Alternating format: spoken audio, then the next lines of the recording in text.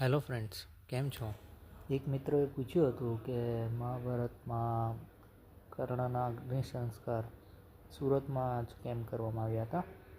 તો એવું છે કે મહાભારતમાં જ્યારે કર્ણના રથનું પૈડું ફસાઈ જાય છે ત્યારે કર્ણ અર્જુનને જણાવે છે કે જ્યાં સુધી હું આ રથનું પૈડું બહાર કાઢી નહીં દઉં ત્યાં સુધી તું મારા પર બાણ ચલાવતો નહીં. આ સાંભળી અર્જુન અટકી જાય છે. ત્યારે શ્રી કૃષ્ણ અર્જુનને કહે છે કે અર્જુન, તું અટકી કેમ ગયો? ચાલ બાણ ચલાવ.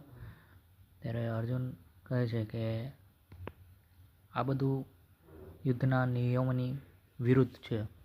ત્યારે ભગવાન શ્રી કૃષ્ણ અર્જુનને યાદ અપાવે છે કે જ્યારે અભિમન્યુ એકલો યુદ્ધ લડી રહ્યો હતો ત્યારે યુદ્ધના નિયમોનો ખ્યાલ રખાયો ન હતો અને ભર સભામાં જ્યારે દ્રૌપદી સાથે દુર્વ્યવહાર કરવામાં આવ્યો હતો ત્યારે નિયમોનું ઉલ્લંઘન ન યાદ આવ્યું.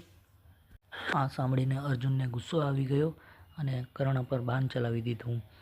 આ બાણ જેવું તેવું ન હતું કે કર્ણ બચી શકે. તે પાશુપાસ્ત્ર હતું જે ભગવાન શિવજીના આશીર્વાદથી અર્જુનને મળ્યું હતું. કર્ણના આત્માને શાંતિ થાય એ માટે ભગવાન શ્રી કૃષ્ણ અને અર્જુન તેના નજદીક જાય છે અને કર્ણને પૂછે છે કે હે કર્ણ, તારી કોઈ અંતિમ ઈચ્છા હોય તો જણાવ, હું તેને પૂર્ણ કરીશ.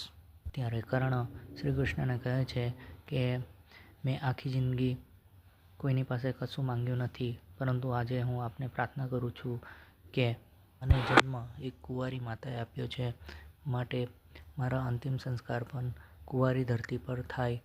અને હે શ્રી કૃષ્ણ, મારી છેલ્લી ઈચ્છા એ પણ છે કે તમે મારો અંતિમ સંસ્કાર કરો.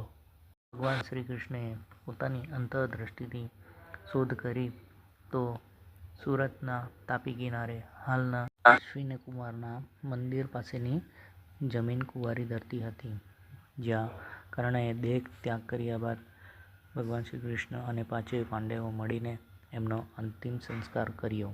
જ્યારે પાંડવો ભગવાન શ્રી કૃષ્ણને પૂછે છે કે આવનારી પેઢીને કેવી રીતે ખબર પડશે કે અહીંયા કર્ણનો અંતિમ સંસ્કાર થયો હતો, ત્યારે ભગવાન શ્રી કૃષ્ણ જણાવે છે કે અહીંયા એક 3 પાંદડાવાળો વડવૃક્ષ થશે, તેમજ બ્રહ્મા, વિષ્ણુ અને મહેશ એના 3 પ્રતીક હશે.